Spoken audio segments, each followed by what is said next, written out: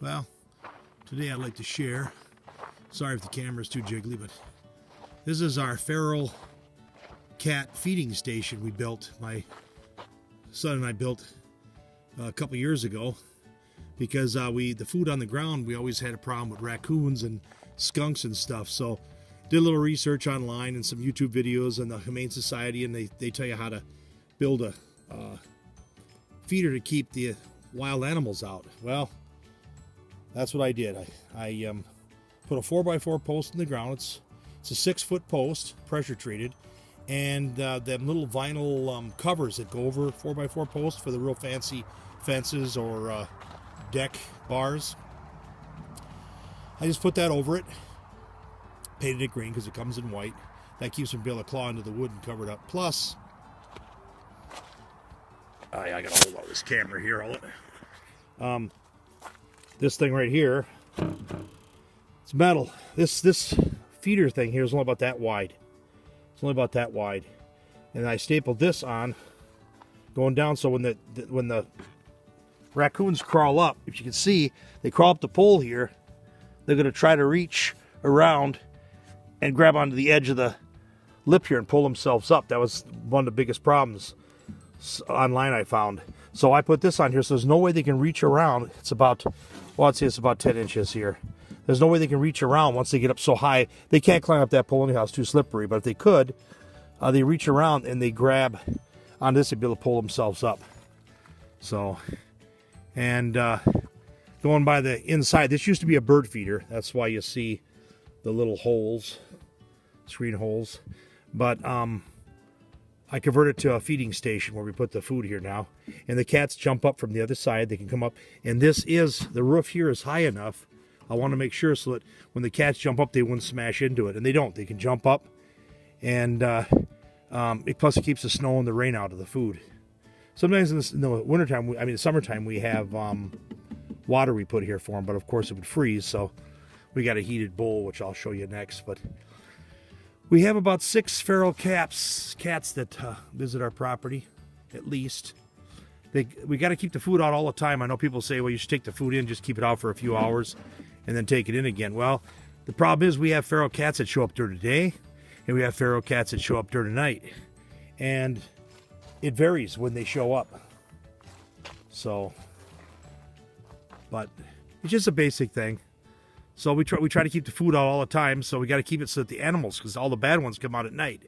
If you want to consider raccoons or skunks bad ones, the ones that'll empty your food bowl. But about a year, maybe a year and a half ago, for 2 years, no raccoons or anything has gotten into it, but besides cats and birds, blue jays like swooping in there and grabbing the cat food. But I was catching on the security camera. We have a security camera over here. I'll scan slowly. Right up there. That one up there. Good enough. Anyhow, at the beginning I pointed to it and seen if any animals can come on it at night because it's got night vision on it. Well, one night I seen 3 raccoons at the base of that pole there. There was a big fat one on the bottom, another smaller one on top of the fat one, and a smaller one on top of that one. There was 3 raccoons on top of each other trying to reach up to grab up, and you could see their hands were trying to reach up. I didn't save it, unfortunately. It sucked. I should have saved it, but I never did. You can't see it now. You just see blobs, but you can see them stand on top of each other. Then they fell over and they just give up. But that was funny. But I keep looking for that, but we haven't seen nothing. No one's tried. Foxes try to get up there. They'll walk around in circles down below here. They'll walk around in circles trying to figure out a way to get up there. And they'll put their paws up on the pole and sniff. And that's about all they'll do. They can't do it. So, but that's all. Like the dimensions, it's no big deal. It's about maybe a 1.5 foot deep here and about 2 feet wide. And these 2x2s, I just split a 2x4 down the middle, I think, and just made them, I think. I can't remember now. It's been over 2 years. But they're from here to here is about a little over a foot, maybe 13 inches, 14 inches. So the cats could, and we got some big tomcats that jump up there, and they never hit the roof yet. So they jump up there and they're good to go. And I didn't want it too high, just in case you get some kind of crazy fox that wants to test his skill level and run and jump at it. He'd be worried about the roof. That'd scare him away. That's another thing they said. But all these dimensions and everything else are on the internet. I just took and made my own version of it with the equipment I had. All that, the only thing I paid for here was the post in the ground, pressure treated post, and that cap. And the post cost me like $8 at Menards, and the cap cost me about $8 at Menards. Everything else here I had laying around, metal and all the wood and stuff. So that's enough of that, okay? Now, here's another design we got for the feral cats. We had one mother have babies in there last year. And this is also to specifications, Humane Society and other people on the YouTube videos.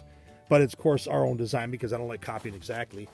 But the biggest thing, improvement I did, this used to be a dog house. We had a dog. Never had a hole. I put a hole in the back here. And it's about a 6-inch hole, and there's hay in there. And they recommend 6-inch holes because most predators, raccoons and skunks, can't get through that hole.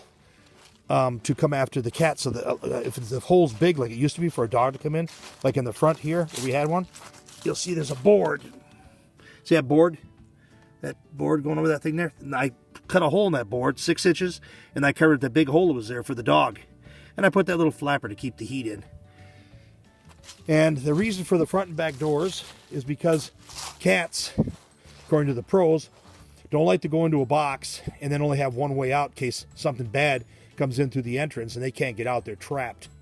So that it helps if you have a hole in the front and in the back so the cats can, if the cats are in there kicking back and then all of a sudden a bad guy sticks his nose through the door, they got a hole to take off and run out and get out of there. Otherwise, they got to fight their way out either inside the container or fight their way going out. So it worked good because they'd use both doors. And we put the patio on the front so they could sit there and lounge and have fun. Like one time, when we had the mother that had kittens, she would not let the male cat in there. He would try to go in, but she'd push him out. He would sit on this porch here, and the rain would be pouring down. He'd be out of the rain, and it was like his wife booted him out.